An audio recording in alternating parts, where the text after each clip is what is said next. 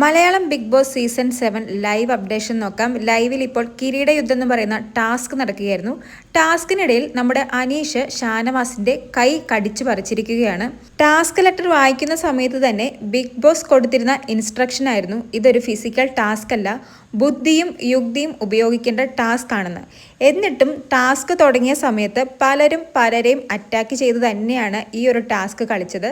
അങ്ങനെ നമ്മുടെ അനീഷിനെ അറ്റാക്ക് ചെയ്യാൻ വന്ന ഷാനവാസിന്റെ കൈ ഇപ്പോൾ അനീഷ് കടിച്ചു പറിച്ചിരിക്കുകയാണ്. അത്യാവശ്യം വലിയ മുറിവാണെന്ന് തോന്നുന്നു, കാരണം നല്ല രീതിയിൽ രക്തം വരുന്നുണ്ട്. അതുപോലെ തന്നെ കൺഫെഷൻ റൂമിലേക്ക് ഷാനവാസിനെ ഡോക്ടർ വിളിപ്പിച്ച് ചെക്ക് ചെയ്തു. എങ്കിലും അനീഷ് എന്താണ് ഇത്രയും വിവരക്കേട് കാണിച്ചതെന്നാണ് ഞാനിപ്പോൾ ഓർക്കുന്നത്.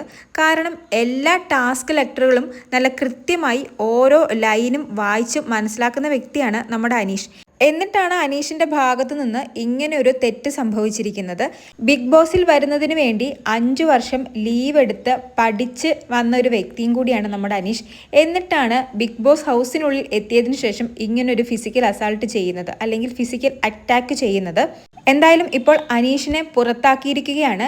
അനീഷിനെ മാത്രമല്ല, അനീഷിന്റെ ടീം അംഗങ്ങളായ സാബുമാനും ശരത്തും ഈ ടാസ്കിൽ നിന്നും പുറത്തായിരിക്കുകയാണ്. അങ്ങനെ ഈ ടാസ്കിൽ ഫസ്റ്റ് റൗണ്ടിൽ ഔട്ടായിരിക്കുന്ന ടീമാണ് നമ്മുടെ അനീഷ്, ശരത്, സാബുമാൻ.